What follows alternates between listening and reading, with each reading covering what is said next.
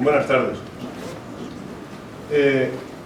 Ahora se nos convoca para las elecciones europeas y nos damos cuenta de lo poco que sabemos de las instituciones que nos ayudan a gobernar,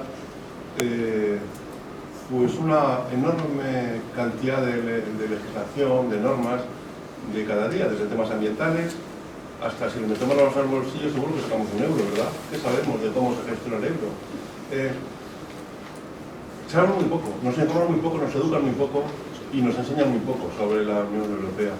Había un informe del Ministerio de Educación francés que ponía en evidencia lo poco que saben los estudiantes universitarios. ¿Está funcionando? Sí. De los países vecinos. Sí, Omar, no te preocupes. Lo poco que sabían los estudiantes franceses de los países vecinos. Y yo creo que nos tenemos que aplicar la norma. ¿Qué sabemos de Hungría, de Polonia? ¿Qué saben los polacos de nosotros? ¿Cómo vemos el mundo? ¿Cuál es la experiencia histórica de cada uno? ¿Qué queremos sacar de las instituciones? ¿Qué queremos hacer con el voto en el Parlamento Europeo en esta ocasión que tenemos que utilizar estos mecanismos democráticos? Hemos pasado de un mundo interdependiente, interconectado, de un mundo bipolar a un mundo completamente nuevo, con nuevos desafíos, y seguimos leyendo, por lo menos en los medios de comunicación y en la prensa, una lectura nacional, como decía Alberto, de los problemas que son ya de otro orden y que son muchas veces a nivel global. Yo quería hablar de conocer la Unión Europea, conocer qué vamos a votar, para qué vamos a votar y qué influencia tiene.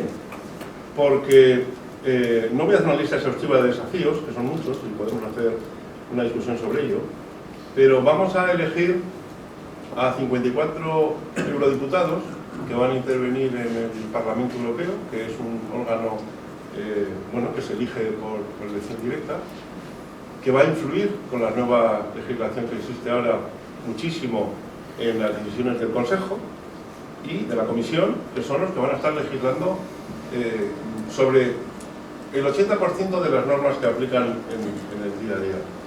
Y yo no quería olvidarme de esto porque los verdaderos actores de esto son los candidatos a diputados en el Parlamento Europeo, y a veces oigo unos debates que me sonrojan porque he oído declaraciones que son el resultado de incompetencia o de ignorancia o de ambos, ¿no?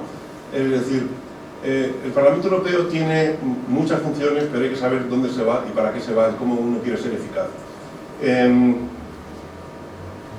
La primera pregunta que yo haría a los candidatos es: ¿en qué grupo se va a integrar usted? Porque hay que definir los equilibrios políticos que hagan en el Parlamento y eso va a constar de nuestro voto. ¿Quiénes van a ir? Yo he oído a gente que va al Parlamento Europeo a hacer bombo y platillo y eco de sus problemas, que son a veces más psicológicos que los que se van a resolver en Bruselas. Y me parece muy importante aclarar esto, porque no sabemos muy bien cómo reportan los parlamentarios cuando van allí.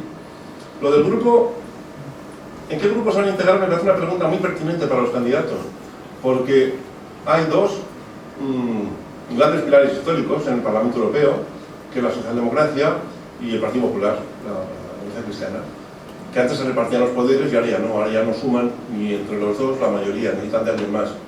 Por tanto, hay gente que va allí a decir, bueno, a ver, ya decidiré con quién voto. Pero es que muchas veces, si analizamos con quién vota cada grupo, nos damos cuenta de que se suman, por razón, todo el mundo tiene razones para votar lo que sea, ¿no? Pero euroescépticos y antieuropeos, que antes era una sola palabra, eran euroescépticos, no creían mucho en la Constitución Europea. Es que hoy los euroescépticos y los antieuropeos, que son así, están quieren desmontar esto que nos ha contado Alberto, este artefacto político único y especial que es la Unión Europea.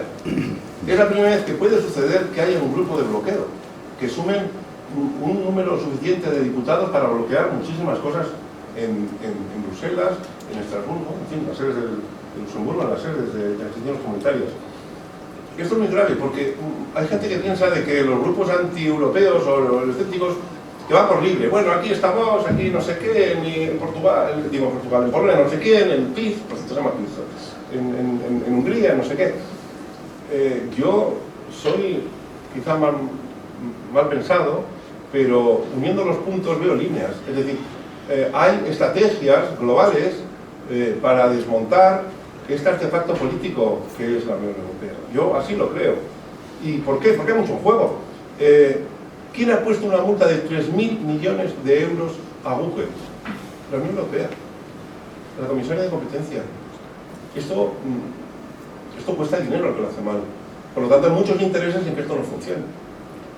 No debemos olvidar estas cosas. Es decir, esto no es un ejercicio deportivo, filosófico, vamos a ver qué votamos, por dónde vamos, a ver si nos ponemos de acuerdo. No, aquí hay mucho en juego. Estamos en una institución que tiene mucho que decir en algo que es urgente y donde Europa lidera, que es, por ejemplo, el tema del cambio climático, de lo que no se ha hablado absolutamente nada en las recientes elecciones. Yo no he oído hablar a nadie de esta problemática, cuando hoy es algo que nos va a la supervivencia muchas veces, como sociedades, como personas, ¿no? Bueno, pues es evidente de que esto no es neutral, que esto tiene un peso, que esto tiene un liderazgo. El liderazgo hoy está en Europa. O reforzamos eso o nos vamos por la cañería. Y como dicen los belgas, ¿no? Dice, hay que tener cuidado de no echar el bebé con el agua sucia del baño. ¿Por qué? Porque la Comisión, el Consejo, el Parlamento tendrán muchos defectos, hacen las cosas mal, no las hacen a la velocidad que queremos, son mejorables. Pero ojo, somos una isla de civilización en un mundo que es una selva.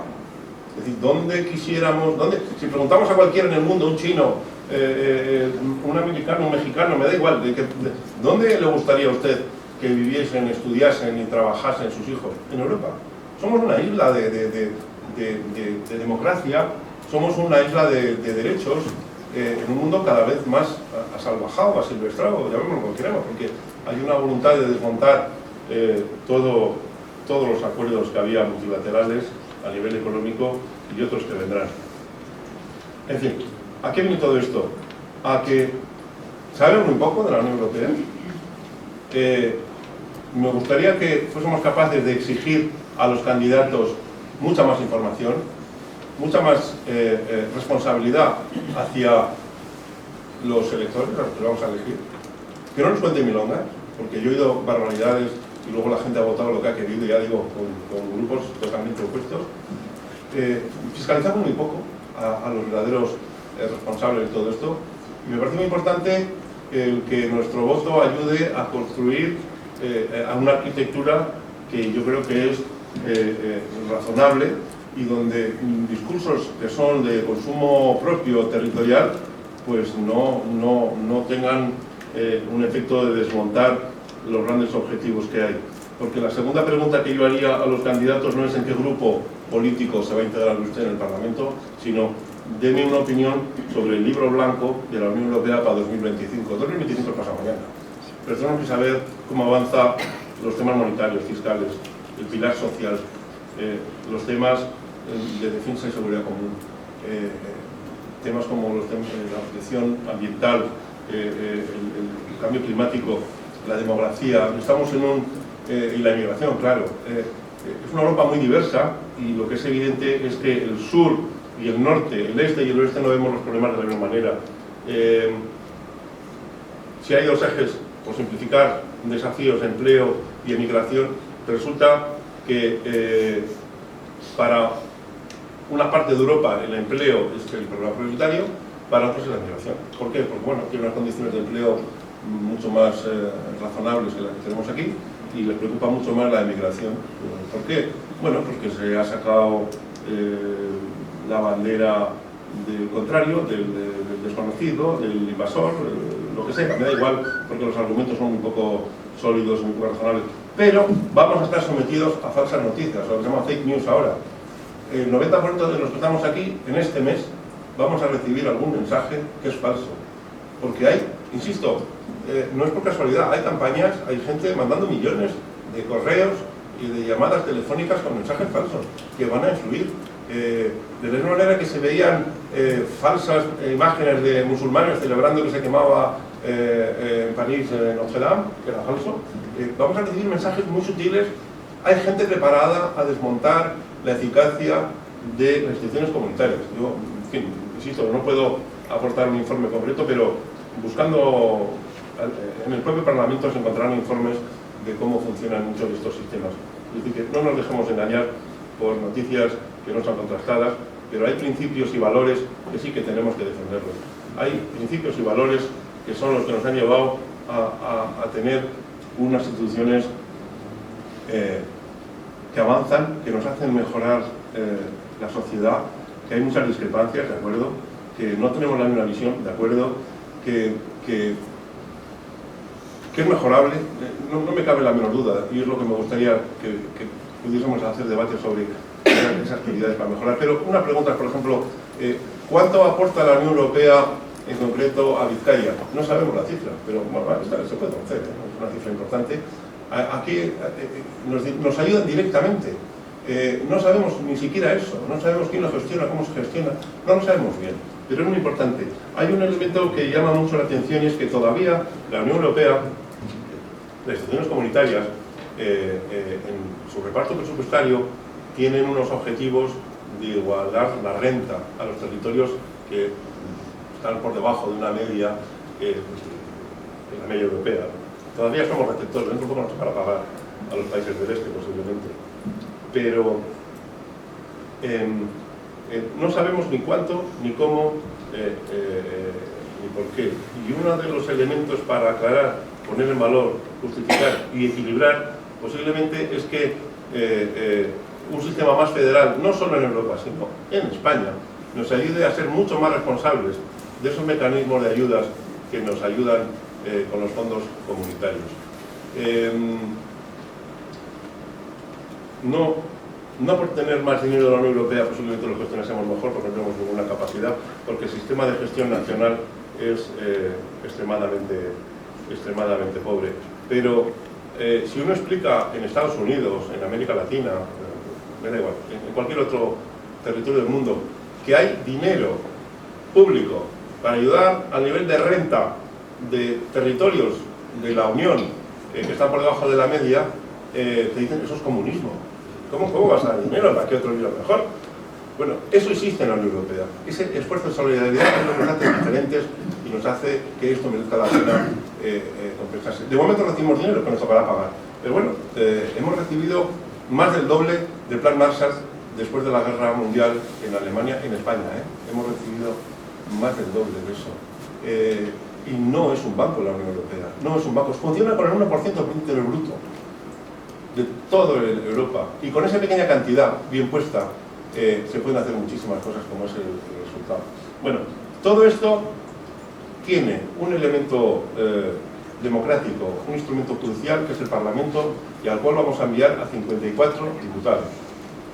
Luego igual habrá 5 más cuando se vayan los ingleses, porque nos toca más. Somos el 5º país en diputados, es decir, tenemos un peso, podemos tener una influencia. Parece ser que ahora el gobierno se ha puesto las pilas y va a haber más influencia política, porque la hemos perdido prácticamente toda, es en comunitaria. Quizá haya un vicepresidente, pero los ciudadanos tenemos el poder del voto a los candidatos para ser diputados. Y lamento decir que no he visto ningún debate todavía bastante sensato. Dicen las mayores barbaridades, algunos, pues es mi opinión, algunos que estamos de acuerdo con lo que dicen algunos, pero que están fuera de lo que es el marco de trabajo habitual que tiene el Parlamento Europeo. Y yo creo que algunos, insisto, quizás suene como una broma, pero deberían ir más al psicólogo en vez de andar pidiendo el voto para no se sabe qué, ¿no? Esto es para intentar poner el foco en quienes van ahí.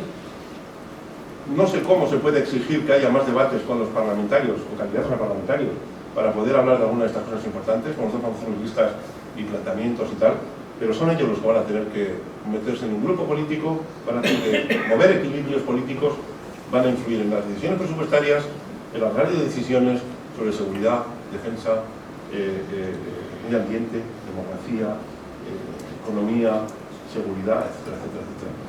Y trabajamos con poquísima información y creo que ellos nos van a representar pues también con la poca información que tienen, pero eso no es una justificación para no actuar de una manera decisiva. Los fundadores de la Unión fueron hombres de frontera, fueron hombres que habían nacido en Alemania, vivían en Francia, refugiados o viceversa, y yo creo que ese es el gran valor que tiene el ir eliminando las fronteras en este mundo en que nos toca vivir. Vivimos con gente que ahora está reivindicando cada vez más nuevas fronteras.